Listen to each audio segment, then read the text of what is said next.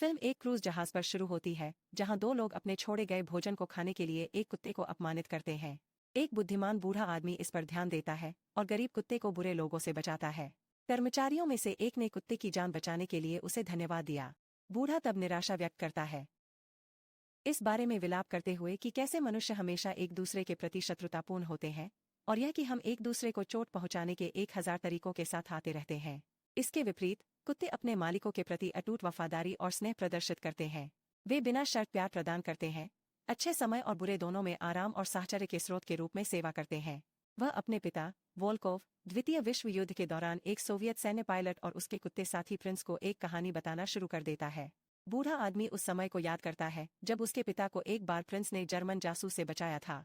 हम सीखते हैं कि वोल्कोव ने सैन्य वायुसेना अकादमी में उत्कृष्ट प्रदर्शन किया, 1939 में सम्मान के साथ स्नातक किया। इसके तुरंत बाद उन्होंने कमांडर के पद पर पदोन्नति अर्जित की। एक शाम उनके जनरल ने उन्हें घर पर एक यात्रा का भुगतान किया और अपनी बेटी के साथ वोल्कोव के रोमांटिक रिश्ते के बारे में एक डराने वाला अल्टीमेटम जारी किया। उसने वोल्कोव को चेतावनी दी कि अगर उसने अपनी बेटी को देखना बंद नहीं किया तो वह उसे जेल में डाल देगा। धमकी के बावजूद वोल्कोव दृढ़ रहा, जो भी परिणाम उसके रास्ते में आया उसे स्वीकार करने की इच्छा व्यक्त की। उन्होंने प्यार को छोड़ने से इनकार कर दिया। अफसोस की बात है कि अगली सुबह वोल्कोव को अनुशासनहीनता के आरोप में झूठा गिरफ्तार किया गया और 2 साल की कैद हुई। उनकी रिहाई के बाद उन्हें एक जंगल में रेंजर के रूप में फिर से नियुक्त किया गया। एक दिन ड्यूटी पर रहते हुए उन्होंने 2 भेड़ियों से एक पिल्ला बचाया और उसका नाम प्रिंस रखा, जो बाद में उसका सबसे प्यारा साथी बन गया। फ्लैशबैक में हम वोल्कोव और प्रिंस को तेजी से दोस्त बनते हुए देखते हैं। एक दिन वोल्कोव खुद को चाकू से लैस एक जर्मन जासूस द्वारा घात लगाकर पाता है। जैसे ही स्थिति गंभीर हो जाती है, राजकुमार जासूस को काटकर और अपने मालिक को उसे पकड़ने में सक्षम बनाकर दिन बचाता है। अपने साथी की बहादुरी के लिए धन्यवाद वोल्कोव लाल सेना के भीतर सम्मान अर्जित करता है। इस घटना के बाद वोल्कोव और प्रिंस एक मजबूत बंधन बनाना जारी रखते हैं, भोजन, आराम और खेलने का समय एक साथ साझा करते हैं। जैसे ही द्वितीय विश्व युद्ध छिड़ता है, वह सेना में भर्ती हो जाता है, अपने कुत्ते को जर्मन विरोधियों के खिलाफ अपने देश की रक्षा के लिए लाता है। हालांकि उनकी चोटों के कारण उन्हें शिविर के चिकित्सा कर्मचारियों की सहायता करने के लिए सौंपा गया है। एक दिन वोल्कोव एक डॉक्टर के साथ बातचीत कर रहा है जब अचानक एक जर्मन बमवर्षक उनके शिविर पर हमला करता है। अपने चारों ओर विनाश के बावजूद वह बिना किसी नुकसान के बचने का प्रबंधन करता है। वह तेजी से घायल सैनिकों की सहायता करता है और उन्हें ट्रकों पर लाद देता है। हालांकि अराजकता में वह ट्रकों में से एक के नीचे शरण लेने के लिए मजबूर है। वाहन के नीचे छिपकर वोल्कोव तेजी से दुश्मन पर आग लगाता है। युद्ध के मैदान से उनकी लंबी अनुपस्थिति के बावजूद उनका उद्देश्य आश्चर्यजनक रूप से सटीक है। वह अकेले ही जर्मन जासूसों को मार गिराता है, लेकिन अचानक एक मिसाइल ट्रक पर हमला करती है। यह दुख की बात है कि वह होश खो देता है। जब वह अपनी आंखें फिर से खोलता है तो उसे लगता है कि उसका जीवन फिसल रहा है। शुक्र है, प्रिंस चिकित्सा वाहन से मदद लेने के लिए दौड़ता है। शुरुआत में डॉक्टर कुत्ते को नहीं पहचानते हैं, लेकिन नीना नाम की नर्स उसका पीछा करती है। यह पता चला है कि नीना वोल्कोव की मंगेतर है। नीना चिंतित होकर युद्ध के मैदान में राजकुमार का पीछा करती है और वोल्कोव को पता लगाती है। उनके वफादार साथी के लिए धन्यवाद। वॉल्यूम जीवन एक बार फिर बख्शा गया है। दुर्भाग्यवश उसके पैर में गंभीर चोट आई है। एक बार जब वह चिकित्सा वाहन में सवार हो जाता है तो डॉक्टरों को उसकी जान बचाने के लिए उसका पैर काटने के लिए मजबूर होना पड़ता है। इस बीच सैनिक राजकुमार की बहादुरी और अपने मालिक के प्रति वफादारी से चकित हैं। वोल्कोव को राज्य अस्पताल में स्थानांतरित कर दिया जाता है, जहां नीना काम करती है। उसकी स्वास्थ्य स्थिति में अंततः सुधार होता है, लेकिन उसे बैसाखी की मदद से चलना पड़ता है। एक रात राजकुमार को पड़ोस में कुछ गड़बड़ महसूस होती है और वह जांच करने का फैसला करता है। वोल्कोव अपने साथी के अंतर्ज्ञान का अनुसरण करता है और उसके साथ पास के एक घर में जाता है। वहां वे एक मृत शरीर की खोज करते हैं। अचानक हत्यारा अंधेरे के पीछे से वोल्कोव पर हमला करता है। शुक्र है, राजकुमार एक बार फिर हत्यारे पर बेरहमी से हमला करके अपने मालिक की जान बचाता है। उसी समय गश्त करने वाली सेना हंगामा सुनती है और घटनास्थल पर पहुंचती है। सैनिक एक बार फिर वोल्कोव और उसके बहादुर साथी से उनके कर्तव्यपरायण कार्यों के लिए प्रभावित हैं। इस बीच सोवियत संघ की सेना के जनरल खुद को जर्मन टैंकों की ताकत के खिलाफ संघर्ष करते हुए पाते हैं। एक बार फिर देश पर मुसीबत मंडराती है, जिससे जनरल को वोल्कोव और उसके बहादुर साथी प्रिंस को फिर से सूचीबद्ध करने के लिए प्रेरित किया जाता है। वोल्कोव की उम्मीदें धराशायी हो जाती हैं जब उन्हें पता चलता है कि अग्रिम पंक्ति में तैनात होने के बजाय उन्हें और प्रिंस को एक सैन्य कुत्ते प्रशिक्षण आधार पर भेजा जाएगा। एक शाम नीना अपने मंगेतर और उनके पड़ोसी तातियाना को आपत्तिजनक स्थिति में खोजने के लिए घर आती है। वह उनकी मुठभेड़ में गलती करती है और उसके साथ बहस करती है। उसे अपने रिश्ते पर संदेह था, इसलिए उन्हें एक साथ खोजना उसके लिए आखिरी तिनका था। गुस्से में वह अपना सामान पैक करती है और घर से बाहर निकल जाती है, जबकि वोल्कोव उसे शांत करने की पूरी कोशिश करता है। बाद में वह उसकी तलाश के लिए अस्पताल जाता है। वह एक नर्स से सीखता है कि नीना ने स्वेच्छा से खुद को युद्ध के मैदान में मोर्चे पर स्थानांतरित कर दिया। उसके आश्चर्य के लिए बहुत कुछ। वह गर्भवती है, इसलिए उसे बचाना होगा। अगले दिन सैन्य अड्डे में प्रिंस सहित कुत्तों को कठोर प्रशिक्षण से गुजरना पड़ता है। टैंकों के नीचे खिलाए जाने से पहले उन्हें लंबे समय तक भूख सहने की जरूरत है। बेस के प्रमुख जनरल सोपोफ ने घोषणा की कि उनका इरादा दुश्मन के टैंकों, विशेष रूप से जर्मनी के लोगों को नष्ट करने के लिए सेना के लिए कुत्तों को प्रशिक्षित करना है।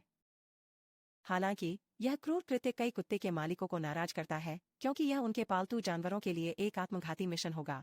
जनरल ने मिशन के लिए उन्हें भर्ती करने की धमकी देकर जवाब दिया यदि वे अपने कुत्तों को सेना की ड्यूटी के लिए भेजने से इनकार करते हैं। सामान्य आगे इंजनों की आवाज के साथ कैनाइन को परिचित करने की आवश्यकता पर जोर देता है। हालांकि वोल्कोव का उल्लेख है कि कुत्ते अपने आत्मसंरक्षण प्रकृति के कारण इस तरह के शोर के तहत काम नहीं कर सकते हैं, लेकिन वह गलत साबित हुआ जब जनरल एक टैंक के नीचे 2 छोटे पिल्लों को फेंकता है। माँ कुत्ता यह देखकर सहज रूप से मुक्त हो जाता है और अपने पिल्लों का पीछा करता है। वह टैंक की तेज आवाज को नजरअंदाज कर देती है और उसके नीचे चली जाती है। यह सामान्य सिद्धांत को साबित करता है कि कुत्तों को वह काम करने के लिए प्रशिक्षित किया जा सकता है जो मनुष्य नहीं कर सकते। बाद में जनरल के सहायक कुत्ते के मालिकों को समझाते हैं कि शुरू में मनुष्यों को बम ले जाकर टैंकों को नष्ट करने का काम सौंपा गया था। हालांकि यह स्पष्ट हो गया कि मनुष्य कुत्तों की तुलना में धीमे होने के कारण अक्सर टैंकों तक पहुंचने से पहले गोलियों का सामना करते थे। इस भेद्यता को पहचानते हुए सेना ने कुत्तों के लिए विशेष प्रशिक्षण कार्यक्रम शुरू किए। इसका उद्देश्य उन्हें दुश्मन के टैंकों को प्रभावी ढंग से निशाना बनाने के लिए उनके शरीर पर बंधे बमों से लैस करना था। एक बार जब कुत्तों ने टैंकों के अपने डर पर काबू पा लिया, तो कप्तान ने अपने शरीर पर बम लगाना शुरू कर दिया। इस रणनीतिक कदम ने सुनिश्चित किया कि जब कुत्ते टैंकों के नीचे पहुंचेंगे, तो दबाव का सामना करने पर बम फट जाएंगे। नतीजतन यह दुश्मन के टैंकों को नष्ट कर देगा और उनके सैनिकों की प्रगति को विफल कर देगा। उन्होंने यह भी खुलासा किया कि उन्होंने पहले कुछ कुत्तों को दुश्मन के टैंकों के नीचे बम छोड़ने और अपने हैंडलर पर लौटने के लिए प्रशिक्षित किया था। हालांकि योजना काम नहीं कर पाई क्योंकि वे भ्रमित हो गए और इधर-उधर बिखर गए। उन्होंने सीटी नहीं सुनी और हर जगह बम गिरा दिए। इसलिए उनके पास कुत्तों को आत्महत्या पर भेजने के अलावा कोई विकल्प नहीं बचा है। मिशन सहायक आगे बताता है कि सभी कुत्तों को विध्वंसक बनने के लिए तैयार करने का आदेश है। इसके बाद कुत्तों को दिन-रात टैंक इंजनों की भयानक आवाजों से अवगत कराया जाता है ताकि उन्हें निराश किया जा सके। मालिकों को टैंक के नीचे दौड़ने की भी आवश्यकता होती है, जिससे कुत्ते की असंवेदनशीलता में सहायता मिलती है। प्रक्रिया इस कठोर प्रशिक्षण का अंतिम लक्ष्य कुत्तों को टैंकों के नीचे बम ले जाने के लिए तैयार करना है। योजना सीखने पर वोल्कोव का दिल भारी डूब जाता है। प्रिंस ने अपनी जान बचाई थी और उसके आत्मघाती मिशन पर जाने का विचार उसके लिए असहनीय है। वोल्कोव अपने प्यारे पालतू जानवर के साथ भाग लेने के लिए सहन नहीं कर सकता है, इसलिए वह उसके साथ भागने का फैसला करता है। हालांकि उनका पलायन तब विफल हो जाता है जब उनका जनरल उस रात उन्हें पकड़ लेता है। जनरल एक कड़ी चेतावनी जारी करता है, वोल्कोव को गंभीर परिणाम भुगतने की धमकी देता है यदि वह सेना को धोखा देता है। अपने असफल प्रयास के बाद वोल्कोव एक और रणनीति का सहारा लेता है। वह अपना चोट प्रमाण पत्र प्रस्तुत करता है और सेवानिवृत्ति के लिए आवेदन करता है, न केवल अपने लिए बल्कि प्रिंस के लिए भी। वह अपने पालतू जानवर के स्थान पर युद्ध में जाने की पेशकश भी करता है। वोल्कोव की हरकतें उसके पालतू जानवरों के लिए उसके अटूट प्यार से प्रेरित हैं और वह उसके लिए अपना जीवन बलिदान करने को तैयार है। हालांकि जनरल उसका सामना करता है, उस पर अपने देश पर एक कुत्ते को प्राथमिकता देने के लिए विश्वासघात का आरोप लगाता है।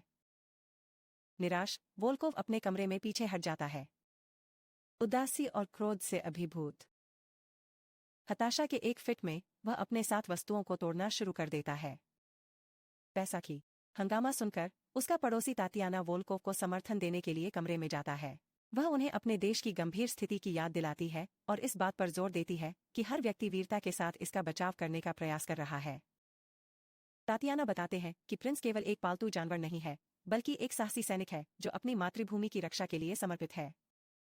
वह वोल्कोव और प्रिंस दोनों के लिए संभावित परिणामों पर भी प्रकाश डालती है यदि उनका देश गिरना था। तातियाना के शब्दों से प्रेरित होकर वोल्कोव ने सेना छोड़ने के अपने फैसले पर पुनर्विचार किया।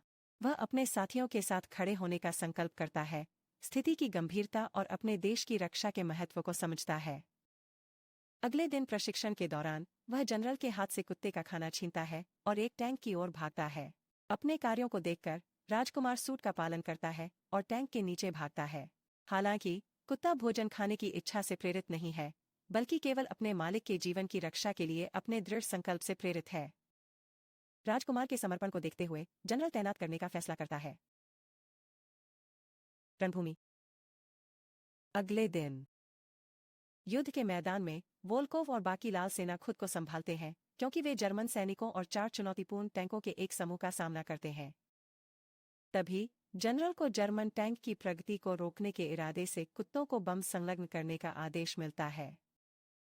जबकि योजना शुरू में प्रभावी साबित होती है, एक जटिलता तब उत्पन्न होती है जब एक कुत्ता अप्रत्याशित रूप से सोवियत टैंक के नीचे डांस करता है। यह पता चला है कि प्रशिक्षकों ने कुत्तों को सोवियत और जर्मन के बीच अंतर करने के लिए सिखाने की उपेक्षा की थी। टैंक। यह एक महत्वपूर्ण निरीक्षण है जिसे सामान्य रूप से महसूस करने में कुछ समय लगा। आगामी विस्फोट सोवियत टैंक को चकनाचूर कर देता है, जिससे जनरल क्रोधित हो जाता है, जो तुरंत प्रशिक्षकों के साथ कुत्तों को बदल देता है। स्थिति अंततः शांत हो जाती है और शेष कुत्तों को छोड़ दिया जाता है। उसकी आंखों में आंसू के साथ मालिकों में से एक अपने कुत्ते को एक जर्मन टैंक की ओर गोली की तरह चार्ज करता है। उल्लेखनीय बल के साथ कुत्ता टैंक में पूरी तरह से ध्वस्त हो जाता है।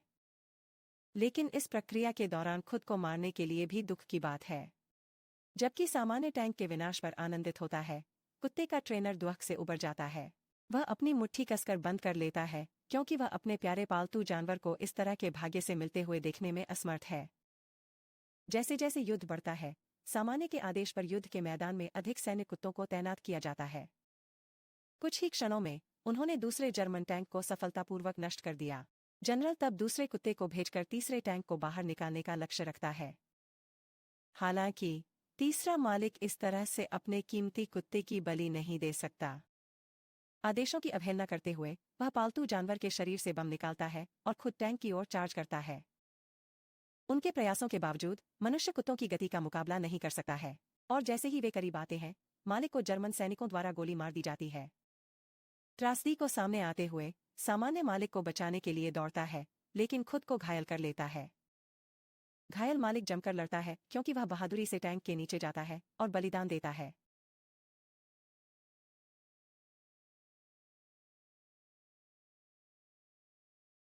लाल सेना के शिविर को हर तरफ से हमलों का सामना करना पड़ता है। हर जगह बम विस्फोट होते हैं। अराजकता में गरीब नीना, जो सामने से लड़ रही होती है, बुरी तरह से घायल हो जाती है।